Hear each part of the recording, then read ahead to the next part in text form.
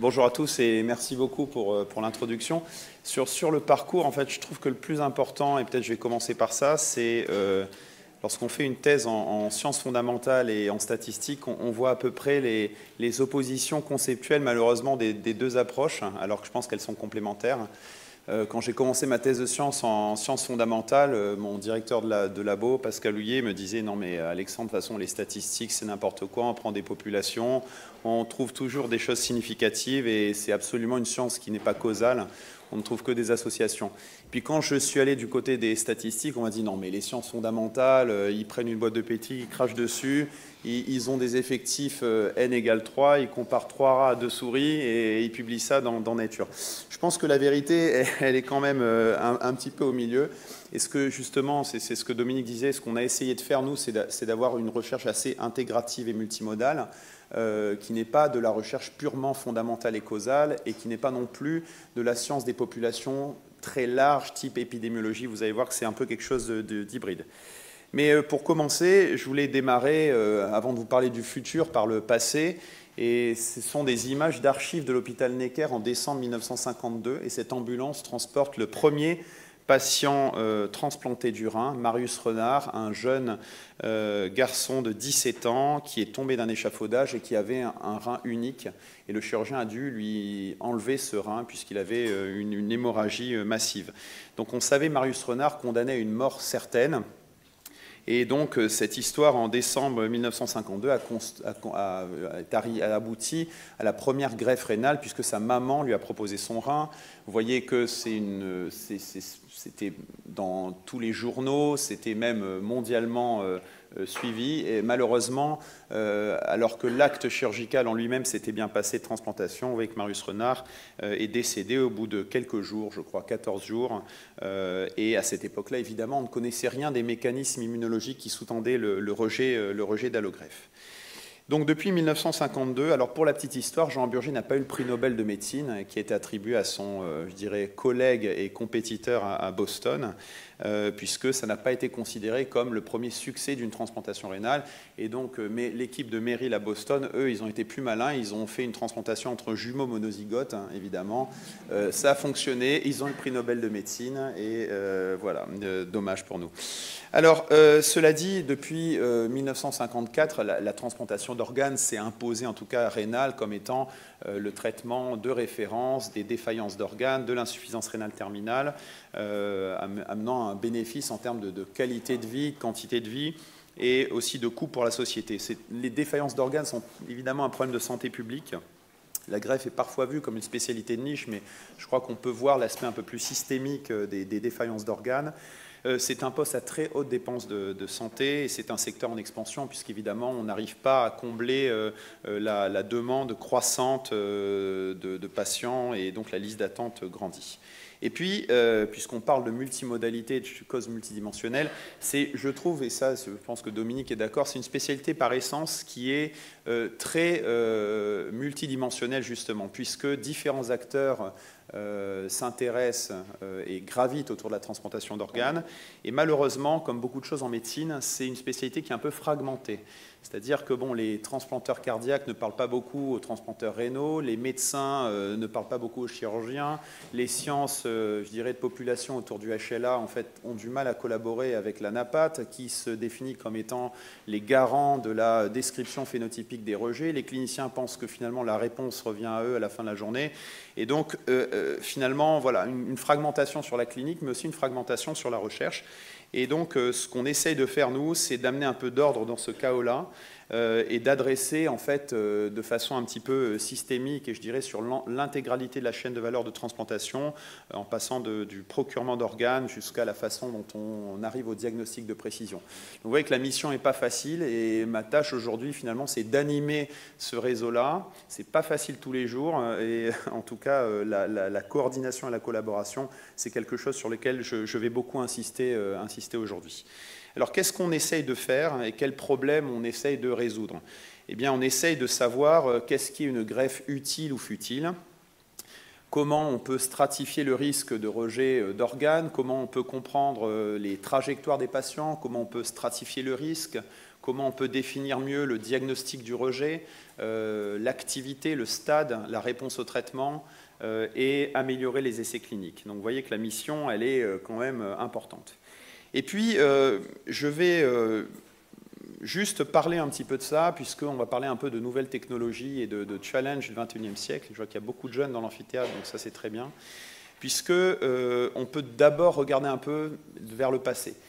Et de tout temps, les grandes avancées médicales se sont quand même beaucoup appuyées sur le fait que l'homme a toujours cherché à combler le fait que nos sens sont inadéquats et ne sont pas tout à fait performants pour scruter ce qui se passe dans un corps humain. Et donc, vous voyez là des exemples sur l'invention du stéthoscope, du microscope, et là, ce sont des images que vous voyez qui sont très connues des premières radiographies.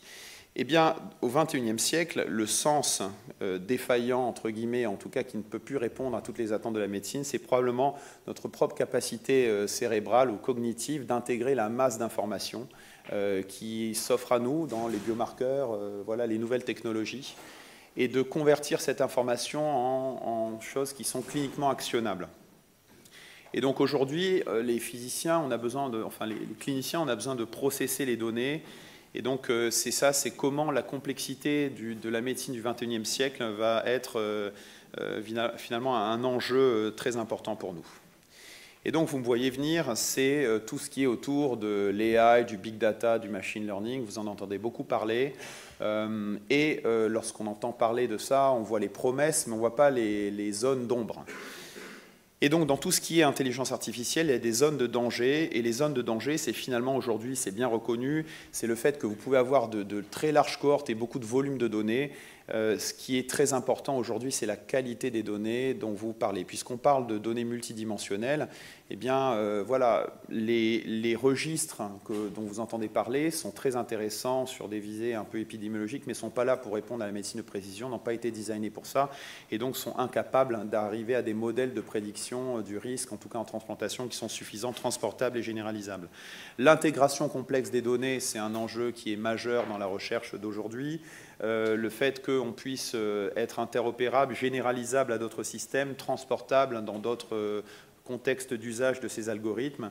Et puis, il faut démontrer que les différents algorithmes de prédiction, ils sont aussi applicables dans différentes choses médico-économiques et dans d'autres systèmes et dans des essais randomisés.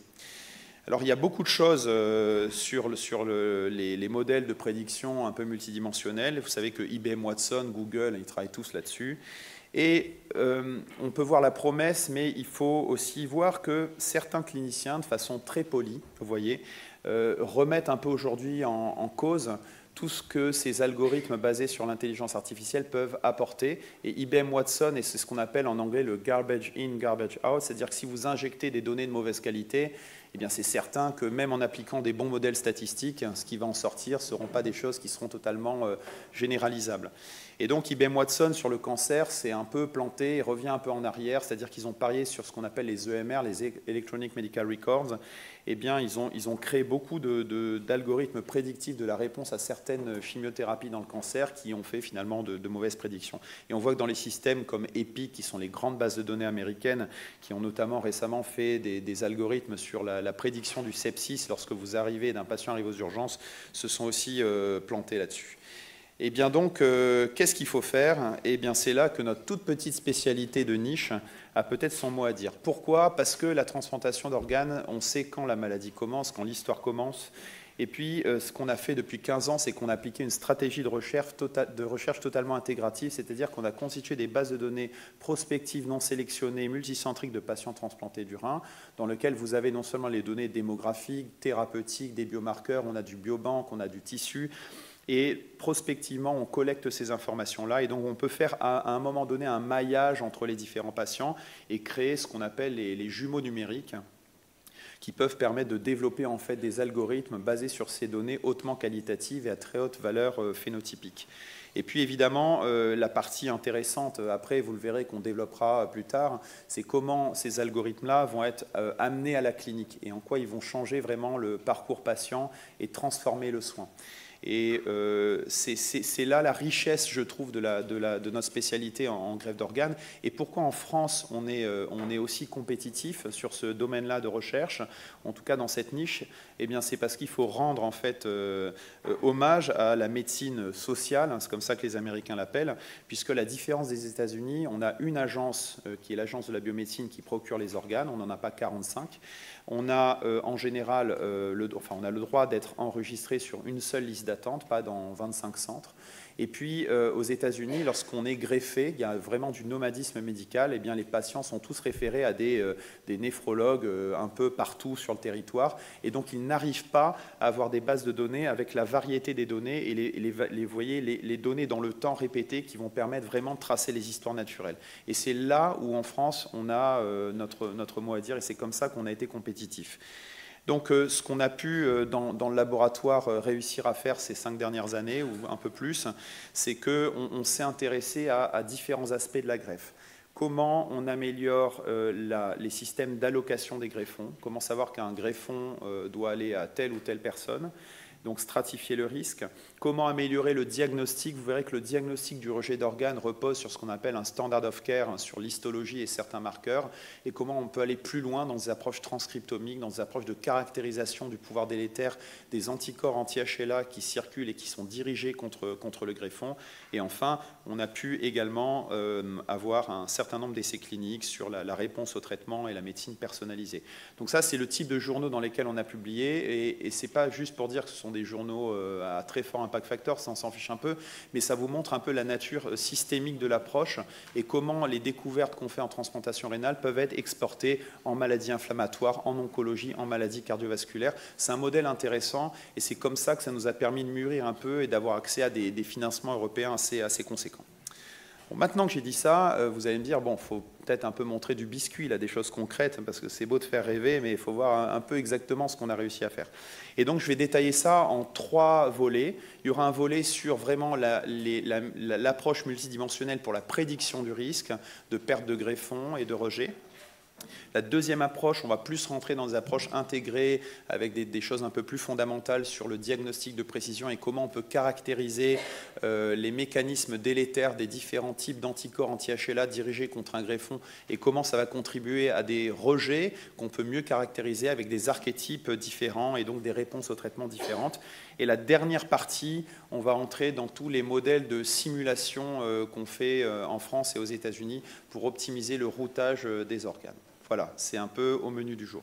Donc la première partie, c'est un système de prédiction de risque à long terme de perte de greffons que l'on a construit justement en se basant sur nos cohortes et sur un grand nombre de paramètres qui avaient été collectés et qui nous ont permis de construire des modèles prédictifs de la perte à long terme du greffon individuel.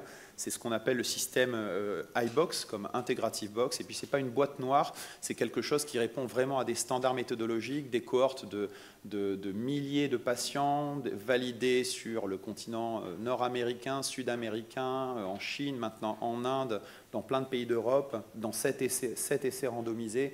Vous voyez que c'est un énorme consortium. Et donc, qu'est-ce qu'on voulait faire? Eh bien, on voulait trouver quels étaient les déterminants qui permettaient à différents temps de la greffe de prédire la trajectoire des greffons, de pouvoir tester plusieurs fois et donc d'appréhender le risque de perte de greffons. Et donc, on a publié dans le BMJ en 2019.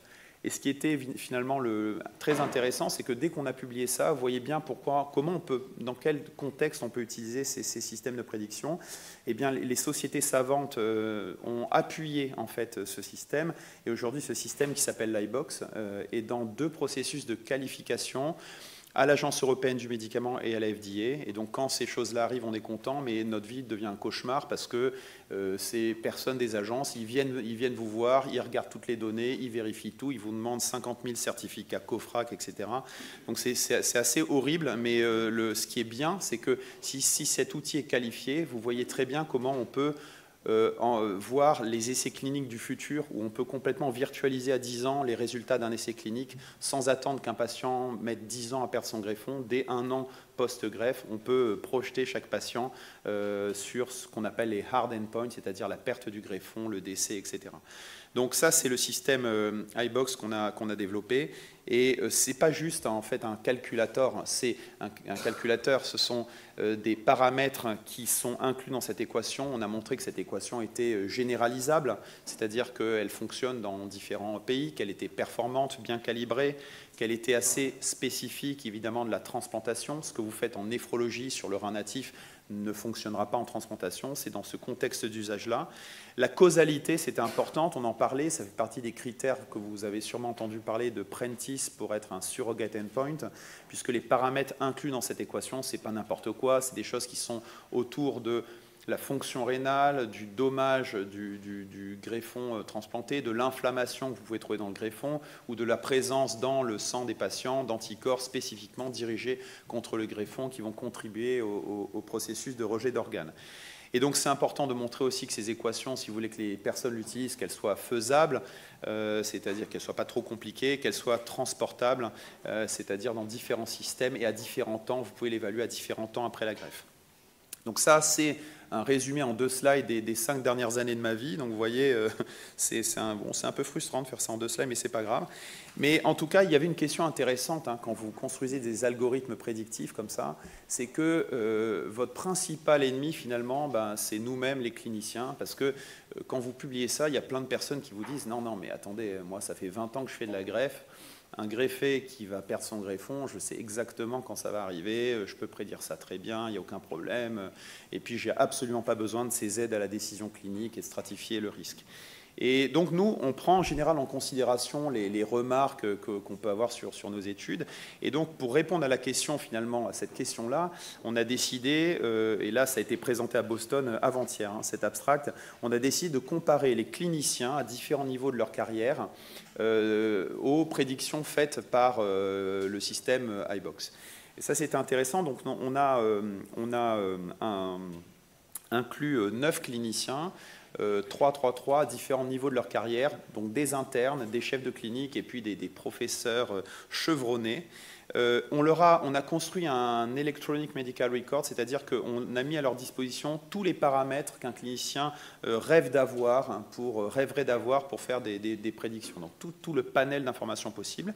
On a les vraies réponses parce que ce sont des patients sélectionnés de façon aléatoire sur notre base de données. Et on a comparé les performances des cliniciens aux performances de l'iBox et chaque clinicien a évalué 400 patients. Alors vous pouvez dire, ouais, on aurait pu prendre plus de personnes et plus de patients.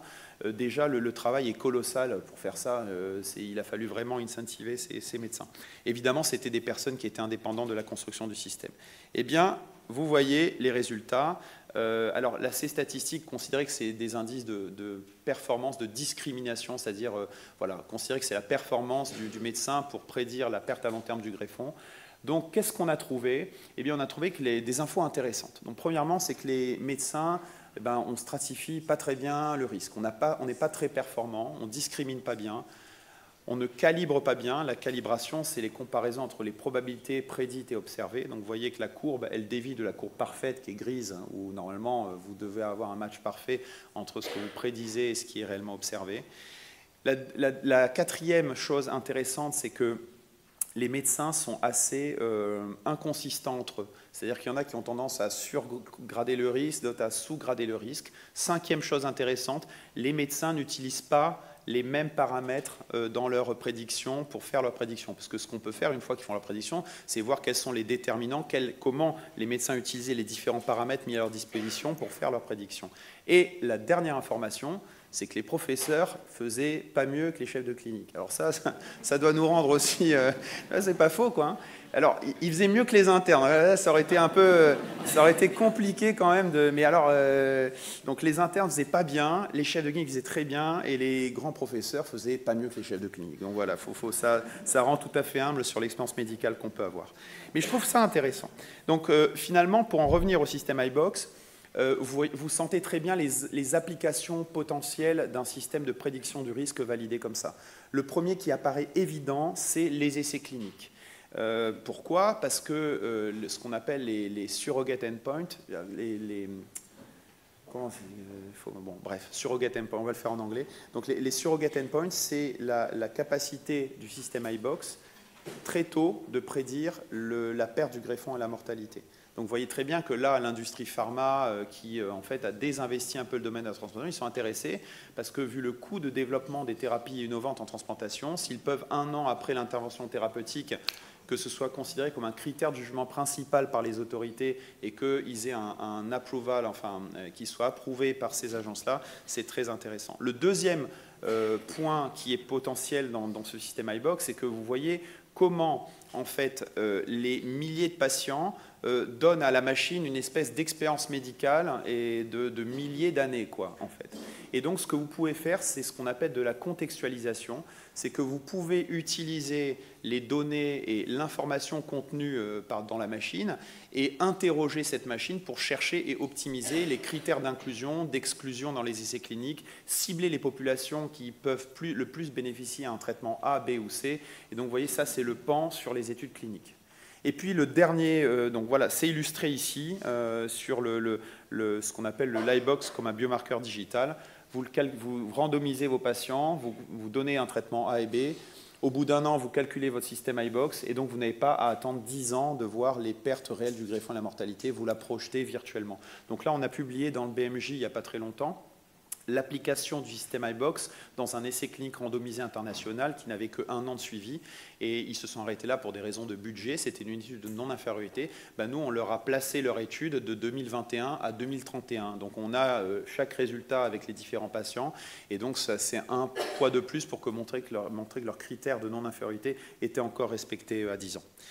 Et donc la deuxième application d'un système comme ça, c'est de dire vous pouvez aider les cliniciens dans leur jugement. Vous ne voyez pas les patients tous les jours et si vous avez le système iBox appliqué, eh bien, vous pouvez dire que vous avez des systèmes d'alerte. Vous pouvez voir comment un patient dévie de sa trajectoire prédite en termes de perte fonctionnelle de son greffon rénal. Vous pouvez aussi l'utiliser pour mesurer l'impact d'une thérapeutique comme la réponse au traitement, comme Belatacept par exemple, quand on convertit les patients à des traitements immunosuppresseurs d'épargne en anticalcineurine pour préserver la fonction rénale. Et donc ça, ce n'est pas de la science-fiction. On développe actuellement dans 2 essais randomisés européens l'utilisation de l'iBox qui est maintenant dans un logiciel qui est marqué CE, donc il y a tout un parcours réglementaire de dispositif médical classé 2A, c'est-à-dire que c'est un dispositif médical qui peut vous faire changer votre décision, donc c'est très régulé. Et donc on le teste dans un certain nombre de centres. En France, pas assez à mon goût. Avis aux collaborations. Et c'est utilisé beaucoup aux États-Unis actuellement dans des grands essais cliniques.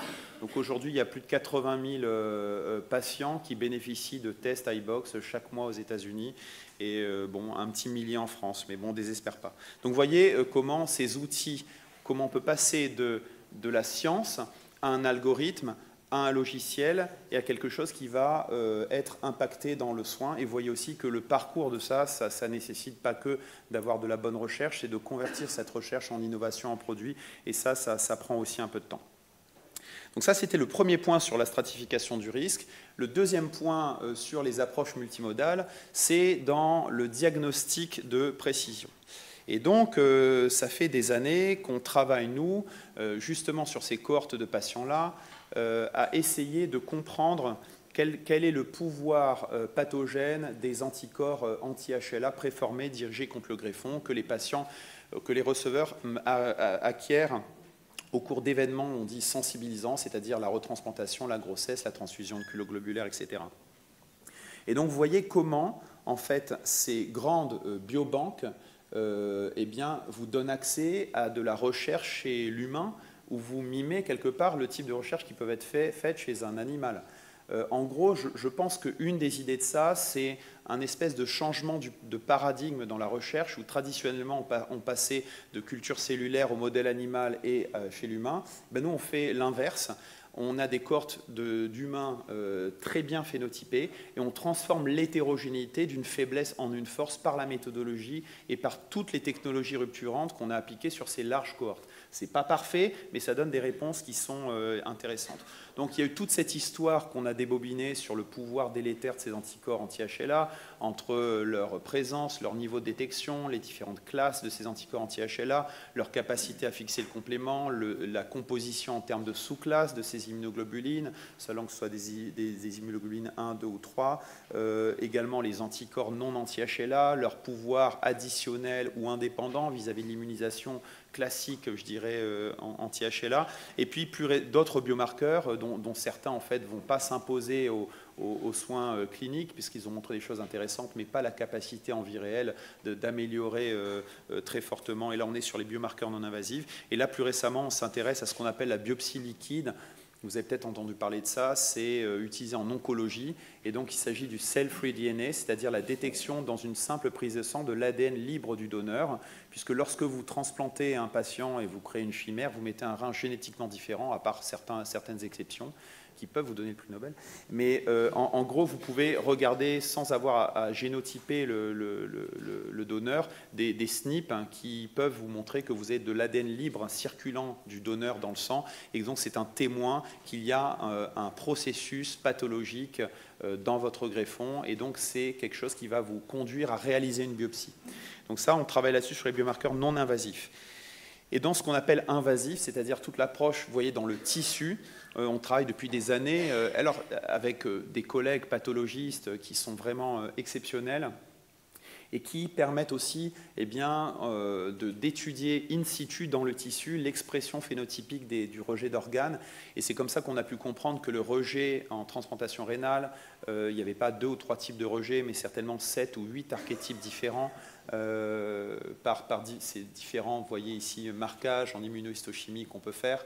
Et on a établi la séquence, vous voyez, entre l'activation du complément, l'inflammation dans le greffon de la microcirculation, l'extension du capillaire au macrovaisseau, puis ce qu'on appelle le domage, c'est-à-dire en quoi ces processus-là vont contribuer à la détérioration du greffon selon des phénotypes d'artériosclérose ou de vieillissement vasculaire accéléré ou de fibrose accélérée et d'atteintes plus spécifiques. Et puis, je revenais sur l'aspect multidimensionnel. On travaille aussi avec d'autres spécialités, comme je vous l'ai dit au tout début. Et ça, c'est intéressant parce qu'on peut apprendre beaucoup des autres spécialités. C'est comme ça qu'on a réussi à comprendre quelles étaient les similitudes et les différences entre l'expression d'un rejet médié par les anticorps en greffe rénale, cardiaque et pulmonaire. Je n'ai pas mis hépatique ici parce que c'est encore une histoire un petit peu différente. Donc vous voyez que l'aspect multimodal en diagnostic de précision, il est également intéressant. Connecter les entités ensemble, connecter les sciences de population, les biomarqueurs, l'histologie, connecter les sciences du HLA et tout ça avec une approche méthodologique. Et donc ça nous a conduit à, et ça voilà, on ne l'a pas fait tout seul, c'est des gros financements RHUH 2020 et là plus récemment ERC. On a construit des plateformes de diagnostic. Vous voyez, avec des technologies qui vous sont certainement, que vous connaissez. Et non, tout ça pour dire que ces plateformes diagnostiques aujourd'hui, elles ne produisent pas que des résultats pour faire des papiers, c'est qu'elles sont implémentées dans le soin. On a 2 études randomisées où aujourd'hui, en fait, on réalise des approches intégrées où vous avez la biopsie du greffon, la pathologie classique avec l'histologie et l'immunohistochimie, et vous rajoutez à ça l'étude de l'expression fine de transcrits de gènes dans le greffon, et avec des approches de machine learning qui permettent de vous faire des classifiers moléculaires dans ces biopsies des différents transcrits. En d'autres termes, l'idée, c'est que le pathologiste, son œil ne peut pas voir et ne peut pas rendre compte sur l'intégralité des processus biologiques opérationnels qui se passent dans un greffon. Vous avez besoin de technologies complémentaires. Et ça, ce n'est pas moi qui le dis, c'est les grands consortiums, la classification internationale du rejet qui appellent pour ces nouvelles approches. Et donc, l'approche du diagnostic en transplantation, elle est intéressante parce qu'on est parti de la pathologie classique, le microscope, à l'addition de technologies comme l'immunohistochimie et l'expression de certains marqueurs qui traduisent la présence de certaines cellules ou d'activation du complément dans le greffon. Tout ça, vous devez le mettre dans le contexte clinique, c'est ce qu'on appelle D3. D4, c'est lorsque vous adossez à ça le dosage de biomarqueurs mécanistiquement informés. Le D5, vous voyez, poum, les technologies moléculaires. Et le D6, c'est, je pense, le diagnostic du futur. C'est un diagnostic complètement intégré dans lequel vous pouvez contextualiser une nouvelle biopsie. Eh bien ça, ce n'est pas non plus quelque chose qu'on fera dans 15 ans, puisqu'on le fait tout de suite. On rend aujourd'hui, au fil de l'eau, dans 2 centres, un à l'hôpital Saint-Louis et l'autre à l'hôpital Necker, mais aussi dans d'autres centres en Europe, des diagnostics D6, c'est-à-dire complètement intégrés, dans lesquels vous avez l'histologie classique, l'approche moléculaire, la contextualisation. Vous placez votre nouvel échantillon et donc vous calculez quelle est la probabilité que cet échantillon ressemble aux 50, 25 ou 10 voisins les plus proches. Donc vous voyez le type de rapport qu'on rend et on change l'approche diagnostique. Ce n'est pas blanc ou noir, vous avez un rejet ou vous n'en avez pas. C'est une approche probabilistique, vous voyez, puisque les classifiers issus du machine learning vous donnent à chaque fois la probabilité que votre patient se place dans cette entité-là. Donc ce n'est pas du blanc ou noir, c'est une approche probabilistique. Et puis l'aspect mécanistique qu'on peut avoir ici et qu'on rend aussi aux cliniciens, qui est intéressant parce que ça peut leur permettre de choisir des thérapeutiques plus ciblées, c'est de voir quel est dans ce greffon, selon l'expression des différents transcrits, selon ce qu'on appelle notre set de référence, parce que ça a été construit ça en phénotypant plus de 3000 biopsies, de savoir quelles sont les différentes voies de signalisation qui sont les plus activées dans votre biopsie. Ça, c'est très difficile à dire par l'anapath, et donc vous voyez que le D6 peut apporter ça. Et donc vous voyez très bien que ces approches multimodales dans le diagnostic de précision, que ce soit le biomarqueur non invasif qui permet de screener les patients ou l'approche d'anti-tissu qui est enhanced avec les technologies moléculaires, eh bien, vous permet d'avoir accès finalement à toute cette panoplie de thérapeutiques qu'on peut utiliser dans le rejet, médiés par les anticorps. Là, c'est un exemple. Et l'idée, c'est pas de dire, c'est qu'on a plein de choses possibles, on a plein de candidats, vous voyez, de traitements possibles et utilisables. On manque d'essais randomisés.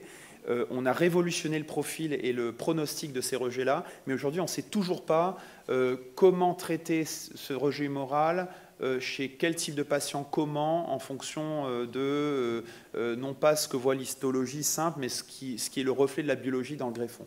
Et là, on commence à entrevoir pourquoi certains grands essais cliniques, utilisant notamment les bloqueurs du complément, qui sont quelque chose d'important dans la mécanistique du rejet médié par les anticorps, ont été abandonnés parce qu'ils étaient considérés comme ne fonctionnant pas. Et le truc, c'est que c'est un super médicament, les bloqueurs du complément pour le rejet humoral, c'est juste qu'ils n'ont pas été utilisés à bon escient dans les essais cliniques. Pourquoi? Dans 30% des cas, ils ont été donnés comme seul traitement à des patients qui avaient des anticorps qui ne fixaient pas le complément. Donc vous voyez comment l'approche qu'on appelle pathogenesis-based, c'est-à-dire liée à la pathogénie, elle est importante dans la médecine de précision. Et comment on peut réappréhender des essais cliniques, et ça on l'a publié, grâce à ces approches, à mieux évaluer quels étaient les différents processus biologiques opérationnels dans le greffon. Donc ça, c'est la médecine de précision. Et puis, juste pour vous dire que là, c'est la petite tonalité récente et la nouveauté, c'est ce que j'ai présenté il y a quelques jours, c'est que ces cohortes humaines, elles sont hyper intéressantes parce que vous avez entendu parler de la xénogreffe là récemment. Ça fait 20 ans que des chercheurs se cassent les dents là-dessus avec différents systèmes comme le AlphaGal qui donne des rejets hyper aigus. Vous voyez que les technologies CRISPR-Cas9, elles permettent aujourd'hui de faire de la transplantation, de la xénogreffe, donc des reins de cochons génétiquement modifiés qui sont faites par 2 sociétés, dont une à Boston qui s'appelle Revivicor, où ils inactivent 10 gènes, dont le alpha-gal, et ils ont transplanté ça à des humains en mort encéphalique pendant 56 heures, et donc ils n'ont pas vu de rejet hyperaigu, ce qui est une grande avancée médicale. Eh bien, nous, aujourd'hui, ces échantillons-là, on a la chance de les avoir, de les phénotyper avec nos plateformes et d'utiliser les cohortes humaines comme un repository pour voir comment on peut plugger l'expression phénotypique du rejet dans les xénogreffes greffées chez les humains sur le panel humain. Donc vous voyez que ça ouvre des champs intéressants, ces sciences de population, etc. chez l'humain, dans la recherche et dans les nouveaux développements de la recherche en transplantation. Donc je vais terminer, après avoir fait la stratification du risque et la médecine de précision sur le diagnostic biomarqueur invasif non invasif, sur des choses qui sont un peu plus là du domaine du digital et de l'AI, moins mécanistiques. Et donc je vais commencer par vous parler des systèmes de biopsie virtuelle. Donc ça c'est une étude qu'on est en train de conduire. La question ici, c'est de savoir est-ce que des variables clinico, biologico, enfin tout ce que vous voulez, qui sont mesurées dans le soin courant, permettent, en utilisant des larges cohortes, d'entraîner des algorithmes basés sur l'IA pour prédire le résultat de la biopsie. Ah, vous voyez, c'est un peu ambitieux. Et donc, comme c'est ambitieux, on a commencé par les biopsies préimplantatoires faites avant que le greffon ait été connecté avec la circulation. On essaie de voir si on pouvait prédire les lésions héritées du donneur de fibrose, d'artériosclérose, de hyalinose artériolaire et de glomérulosclérose. Et donc, on a passé beaucoup de temps pour accumuler une très large cohorte de plus de 15 000 biopsies faites le jour de la transplantation. On a recueilli tous les paramètres du donneur, leur comorbidité, etc. Et donc, l'idée, c'est d'utiliser ces paramètres-là, d'entraîner des algorithmes de machine learning pour voir si on peut récapituler les résultats de la biopsie. Pourquoi ça c'est important? Parce que cette biopsie à J0, le jour de la greffe, elle vous permet en tant que clinicien de juger de la qualité du greffon et de savoir si vous avez transplanté ou pas l'organe. Et dans un monde où les populations vieillissent et les reins sont de plus en plus entre guillemets compromis et qu'on a poussé de plus en plus loin les barrières, eh bien c'est important. Et la deuxième chose sur laquelle ça peut vous servir, c'est que vous pouvez contextualiser une biopsie faite après la greffe et discriminer quelle est la part des lésions qui sont héritées du donneur ou celles qui sont acquises après la transplantation. Donc ça, c'est assez évident. Bon, je ne vais pas vous détailler toutes les procédures de machine learning puisque ça va, je pense, vous ennuyer, mais juste pour vous conduire vers le résultat. Donc, on a réussi à avoir de très très bonnes performances avec ces paramètres simples pour prédire et donc faire la biopsie virtuelle.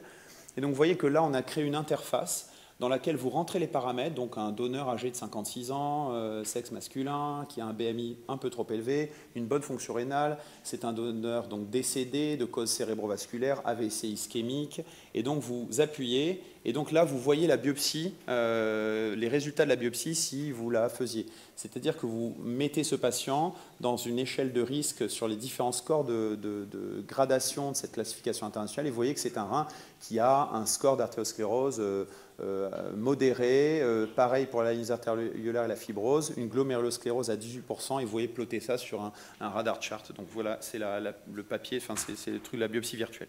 On pense que c'est important parce qu'il y a plein de pays, ils n'ont pas accès forcément aux tissus comme ça, qu'une biopsie, ça coûte de l'argent, ça mobilise des ressources médicales, chirurgicales, anapathes. Et donc, vous voyez comment les algos, ils peuvent permettre peut-être d'optimiser des processus médicaux. À Necker, on va arrêter de faire les biopsies J0 basées sur ces résultats. On va complètement arrêter de les faire.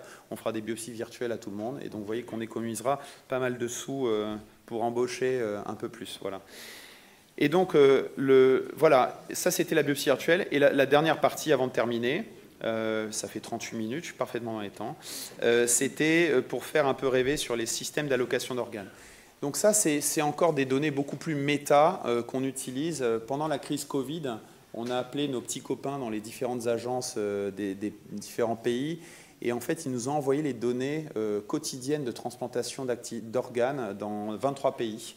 Et donc ça, c'est ce qu'on a publié dans le Lancet. On a fait un premier papier dans le Lancet et un deuxième dans le Lancet Public Health. Et donc on a créé un espèce de dashboard qui vous plottait en fait, et on voyait comment tous les pays réagissaient en termes d'activité de greffe et de prélèvement à cause du Covid. Et là, on a vu des choses intéressantes, c'est que la France, en fait, initialement, quand le Covid est arrivé dans l'est du pays, à Paris, eh bien, une agence, donc c'est très bien, c'est un système un peu communiste, donc c'est bien quand on prend des bonnes décisions, mais parfois, quand on prend des mauvaises décisions, elles sont appliquées à tout le territoire. Donc, ce qu'a fait l'agence, et poussé par nous, les médecins, c'est qu'elle a arrêté complètement sur toute la France l'activité de prélèvement d'organes. Ça a chuté de 96% du jour au lendemain, claque zéro. Et vous voyez que ces données-là ont servi, puisqu'on a pu montrer, en tout cas en France, que les autres pays ne faisaient pas tout à fait pareil, et que certainement d'arrêter sur tout le territoire l'activité de greffe à cause du Covid, c'était pas bien parce qu'on a mis des reins à la poubelle et qu'il y a des patients sur la liste d'attente de greffe qui attendaient pour un foie et un cœur, qui sont des procédures qui vous sauvent la vie immédiatement. C'est pas comme la dialyse pour la greffe rénale. Eh bien, ces patients-là, en fait, évidemment, étaient prêts à prendre le risque de choper le Covid et d'avoir une mortalité aux alentours de 0,5% par rapport à avoir 100% de mortalité à cause de leur défaillance cardiaque ou hépatique. Donc, vous voyez quand même que ça, c'est important aussi de travailler sur ces données un peu méta pour avoir des données en termes de santé publique. Et puis ça, je voulais terminer là-dessus. C'est pour vous montrer que même les sciences les analyses très, je dirais, de registre peuvent avoir une importance, puisque ici, c'est un papier qu'on a publié en JAMA en 2019 et qui avait fait beaucoup de bruit. Et en fait, ce qu'on a fait, c'est qu'en gros, on s'est aperçu qu'en France, on greffait des reins plus âgés qu'aux États-Unis. La moyenne d'âge des donneurs décédés en France, elle est à peu près de 60 ans. Aux États-Unis, c'est 36 ans.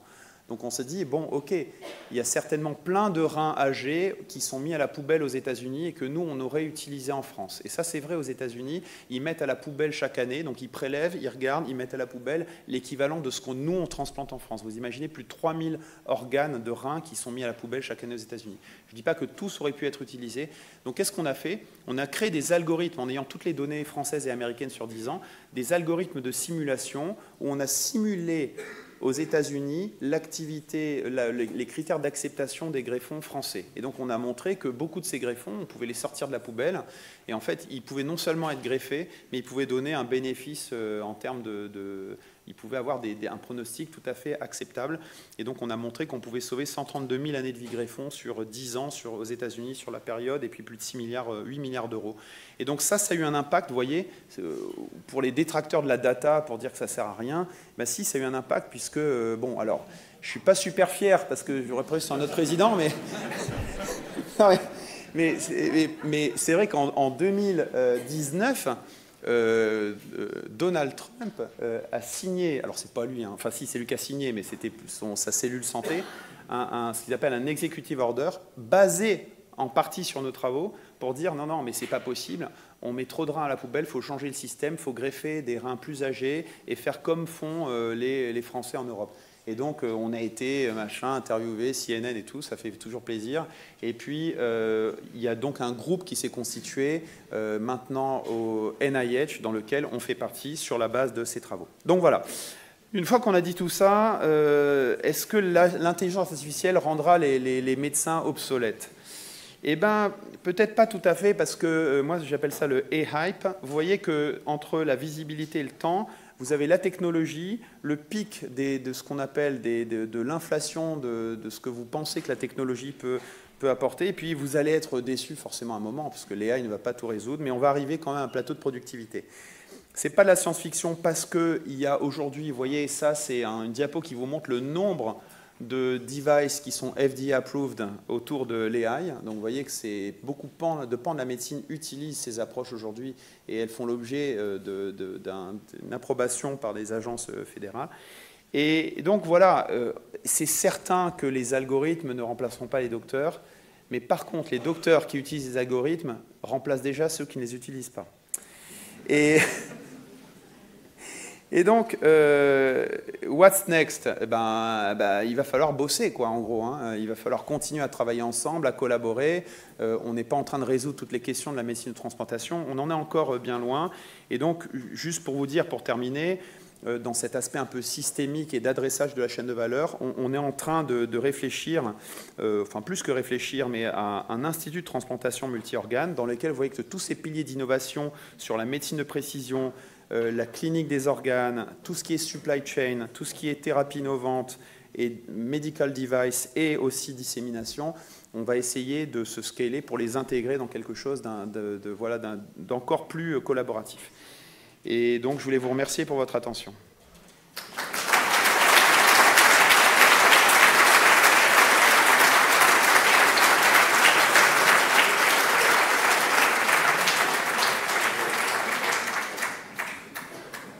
Je voulais m'excuser pour mes anglicismes, hein, ça fait un peu Jean-Claude Van Damme. Mais en fait, je reviens de Boston, là, je suis encore, il est 3 h du matin, donc voilà, j'ai un peu ripé sur 2-3 trucs, mais je ne le fais pas exprès, hein, c'était vraiment pas... Alexandre Loupy, l'homme qui murmure à l'oreille de Donald Trump. Bravo Alexandre. Bon bah quel parcours, hein, une recherche vraiment extrêmement novatrice pour nous néphrologues, ça change la façon de raisonner.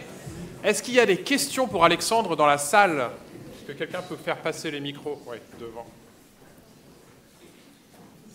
Oui, bonjour. Non, j'avais Jean-Jacques Marianti. Je me posais 2 questions. La première, c'était de savoir si dans cet algorithme, les coefficients liés aux variables, est-ce qu'ils étaient adaptatifs dans le temps? Ça, c'était ma première question. Et ma deuxième question, je trouve très intéressant, vous avez dit à un moment donné que c'était validé dans plusieurs continents, et on sait qu'il peut y avoir peut-être des différences génétiques. Est-ce que vous avez... est-ce que ça évolue dans le temps, et est-ce que les prédictions évoluent en fonction du profil du patient? Alors, ce sont deux questions ultra importantes. La première, sur le temps, en fait, ce que vous évoquez, c'est la dynamicité de l'algorithme. Et donc, vous avez entièrement raison. Donc, l'iBox, qui est en train d'être qualifié pour les essais cliniques, a des coefficients fixes basés sur des modèles de Cox, mais bien exécutés, à 1 an après la transplantation. Et le papier qu'on a fait récemment dans Lancet, c'est l'évolution de ce système d'iBox, où on prend ces coefficients à 1 an et qu'on a aussi les trajectoires d'autres paramètres, comme la fonction rénale et la protéinurie, qu'on met dans des modèles dynamiques. Donc c'est ce qu'on appelle toutes les approches qui sont de modèles joints, pour nous permettre à différents temps, en fonction des différentes variables, d'adapter les prédictions. Donc ça, c'est évidemment, ce que vous parlez là, je ne l'ai pas détaillé, c'est la version dynamique de l'iBox, avec donc les coefficients initiaux qui sont adaptés dans le temps avec d'autres variables qui évoluent dans le temps. Ça, c'est pour la première partie. Pour l'adaptabilité, la généralisabilité, c'est toujours dur à dire ça, la généralisabilité de l'algorithme, ça, c'était aussi une des prérogatives de la FDA. On a eu beaucoup de questions en disant « Ouais, mais est-ce que vous ne pouvez pas l'améliorer aux États-Unis » Est-ce qu'évidemment, aux États-Unis, il y a ApoL1, il y a plus il y a les Africains-Américains. Nous, on a montré que cet algo-là était très stable. Il n'est pas parfait. On arrive à des performances à 0,82, ce qui est très très bon. Ce n'est pas non plus 0,99, donc il y a un degré d'incertitude. Et en fait, l'aspect de régulation de l'algorithme, il nous a poussé à ne pas faire 50 000 trucs différents, mais en avoir un qui était assez universel. Et donc c'est ce vers quoi on est allé. Il performe très bien aux États-Unis. Et il y a un autre aspect aussi de l'algorithme, c'est de dire il y a 8 ou 9 paramètres, on peut dire, compte tenu des 150 qui commençaient, il y avait beaucoup de choses qui sont importantes, mais elles sont portées dans certaines variables. C'est-à-dire que par exemple, il y a des gens qui disent « Ouais, mais comment l'âge du donneur n'est pas dans votre algo ?» Ben oui, mais l'âge du donneur, dans notre algo, il y a la fibrose. Donc la fibrose prend une partie de l'âge du donneur et la fonction rénale en est la résultante qui est aussi dans l'algorithme. Voilà. Moi, j'ai une question sur est-ce que l'iBox vieillit? C'est-à-dire, on a tous appris que la durée de vie, une vérité médicale, était limitée dans le temps. Et donc, c'était pour savoir si l'iBox était régulièrement enrichi de nouvelles données ou actualisées, ou est-ce que l'iBox était une vérité de 2020 et qu'en sera-t-il en 2035 ? Vous ne travaillez pas à la FDA parce que c'est exactement la question qu'ils ont eue la semaine dernière. Donc, non, mais alors ça, c'est évidemment. Alors, pour répondre à votre question, là, ils sont en train de vouloir qualifier quelque chose de loqué. Les agences comme FDA, Agence européenne du médicament, détestent les choses évolutives. C'est comme ça, c'est un peu dommage. Ils ne sont pas encore prêts parce qu'ils ont une aversion pour le risque. Donc, pour l'instant, la version qualifiable de l'iBox est une version qui est finalement actuelle.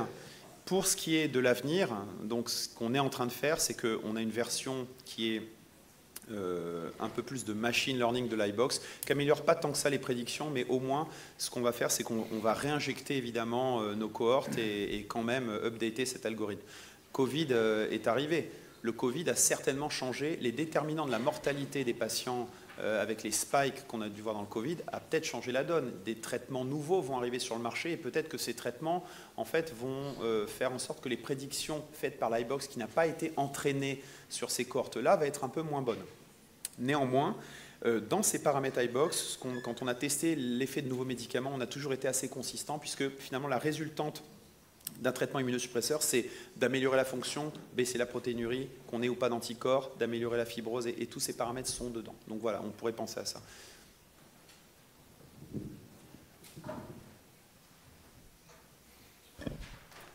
Je vais enchaîner du coup un peu sur ce rôle de l'iBox dans l'évaluation des médicaments. Tu nous as dit qu'un des nerfs de la guerre, c'était la solidité des données initiales sur lesquelles se base l'algorithme. Et là, finalement, si on pense à un nouveau traitement qui n'a jamais été utilisé dans la base de données, comment est-ce qu'on peut être sûr que l'algorithme est adapté pour évaluer l'hétérogénéité que peut induire un traitement dans la poursuite de la fonction du greffon? Ça me pose question d'un point de vue conceptuel. Oui, alors tu as entièrement raison. Alors une partie de la réponse, c'est ce que j'ai dit avant, finalement. C'est que, alors, premièrement, c'est qu'on a testé, tu vois, par exemple, Belatacept. Donc l'iBox n'a pas été entraînée chez les patients qui ont reçu ce traitement-là. Et donc là, on a dans les essais cliniques publiés Benefit-TXT, on a évalué l'iBox, ça fonctionne, les bloqueurs du complément, ça fonctionne. Donc en gros, moi je pense que la nature un peu universelle de l'algo, avec ces voies, si tu veux, qui sont des carrefours de la physiopathologie, de la dégradation du greffon, tu arrives, même si ça n'a pas été entraîné sur une thérapeutique spécifique, à capter ça. Tout simplement parce qu'un nouveau médicament, s'il marche, qu'est-ce que tu vas avoir? Une meilleure fonction, moins de fibrose, pas d'inflammation, pas de protéinurie, pas de double contour, pas d'anticorps avec des anticorps, et tout ça c'est inclus dans l'algo. Donc c'est une partie de la réponse, mais on sera très vigilant pour justement faire en sorte qu'on arrive à capturer certaines nouvelles thérapeutiques. Donc ça c'est toute la collection de données qu'on continue à réaliser. Un grand merci pour votre leçon qui nous apprend beaucoup. Dans cette évolution finalement vers la médecine digitale, est-ce qu'il y a des déterminants d'acceptation par la population médicale, mais peut-être aussi donc, les usagers, en fonction du niveau éducatif, enfin du fonctionnement sociétal, de la pédagogie peut-être aussi. Quelque chose me dit que les populations ne sont pas mûres pareillement partout dans le monde et peut-être en France. Alors ça, c'est hyper intéressant. Donc effectivement, je ne l'ai pas abordé ici, je voulais vraiment rester sur l'aspect voilà, scientifique, développement, etc. Mais évidemment, quand on déploie ces solutions-là, donc c'est comme une courbe de Gauss, hein. Vous avez les early adopters, c'est les 5%, malheureusement, il n'y en a pas plus. La grande majorité n'y croit pas initialement, mais va quand même adopter ça plus tard. Et puis, donc il y a deux choses dans ce que vous dites. Premièrement, dans tout ce qui est iBox, il y a les médecins et les patients. Il y a l'adoption des médecins, je l'ai un peu évoqué. C'est pas toujours facile et on se confronte à des aspects qui peuvent être générationnels ou d'usage de la technologie et de facilité aussi, parce que vous voyez, si vous avez un très bon algorithme et que vous demandez au médecin de rentrer chaque paramètre à la main pendant sa consultation, personne ne va l'utiliser. Et donc nous, on travaille beaucoup justement avec des startups sur l'interopérabilité. Donc le système iBox, aujourd'hui, on est en train de le rendre interopérable par l'Agence de la biomédecine et à la PHP. Vous savez que la PHP, c'est très compliqué.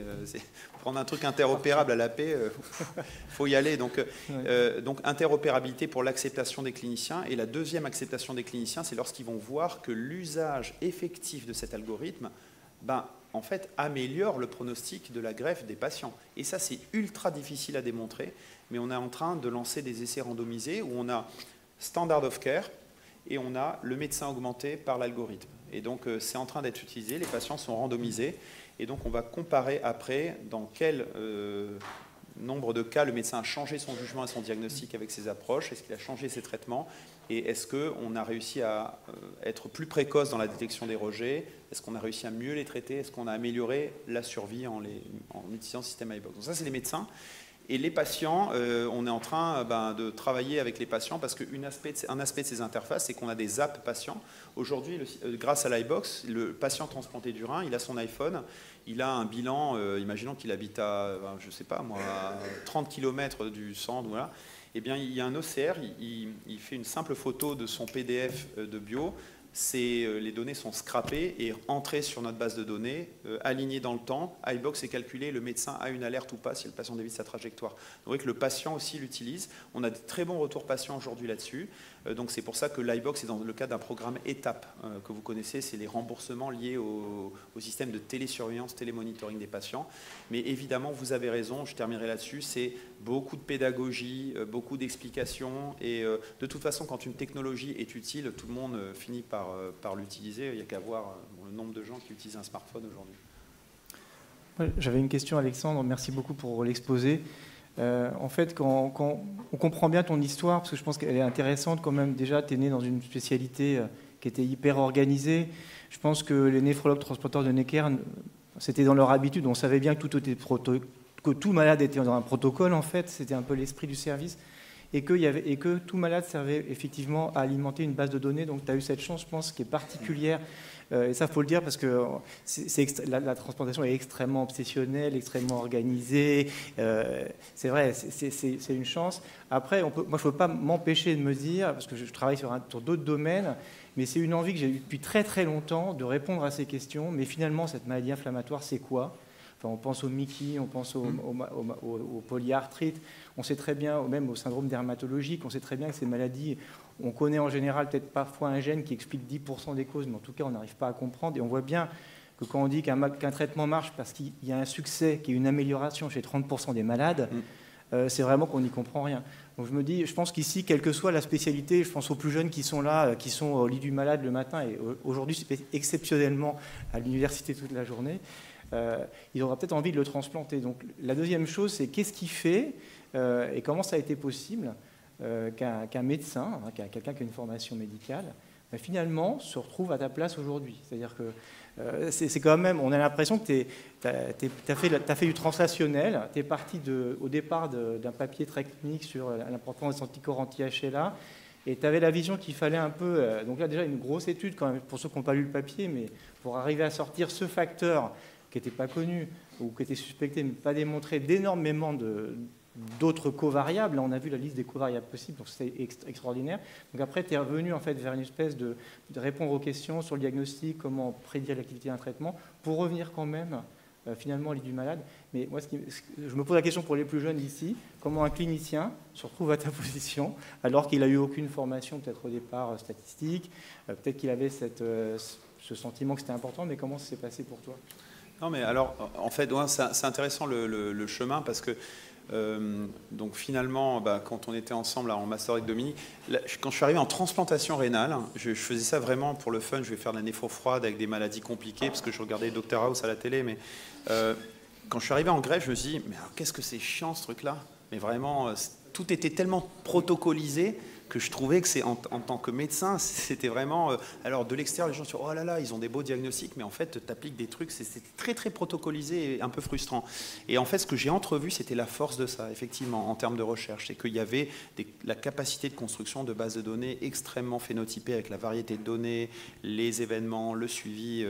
Et donc, c'est ça qui m'a donné envie un peu d'avoir une approche un peu intégrée. C'est vrai que la greffe permet ça, mais c'est vrai qu'aujourd'hui, les grandes firmes américaines qui font de l'IA, etc., vont un peu moins sur le volume des données, mais un peu plus sur la qualité aujourd'hui, parce qu'on a vu que le real world evidence, en fait, c'est un espèce de fouillis, de trucs, on peut faire dire n'importe quoi aux algos.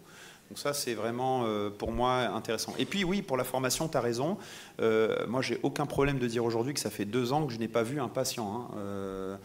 Parce qu'au labo, voilà, il faut gérer les RHU, les HVM, etc. Néanmoins, ma volonté aujourd'hui, en tant que médecin, c'est de développer justement cette recherche et de faire de la clinique, que cette recherche permette de faire de la clinique.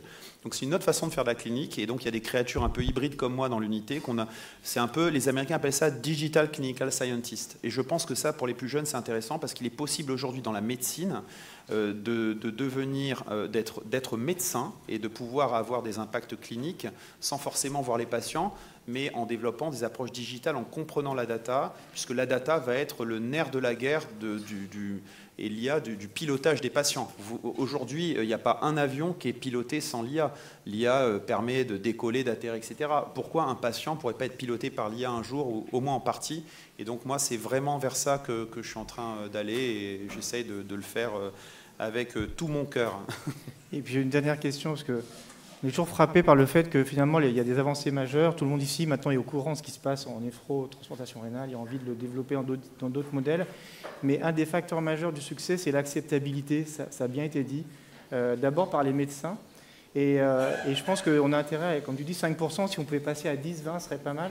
Est-ce que finalement cette science, cette manière d'appréhender la médecine et d'améliorer le soin et le diagnostic est enseignée à l'université, à la faculté de médecine? Alors, je vais parler pour Paris. Il y a des initiatives maintenant autour de ça. Il y a une chaire d'IA qui a été faite à la fac. Moi, je pense que tu as complètement raison. Je parlais l'autre jour avec John Ioannidis. Alors lui, il est médecin et il fait de la méta-recherche, c'est-à-dire de la recherche qui évalue la recherche.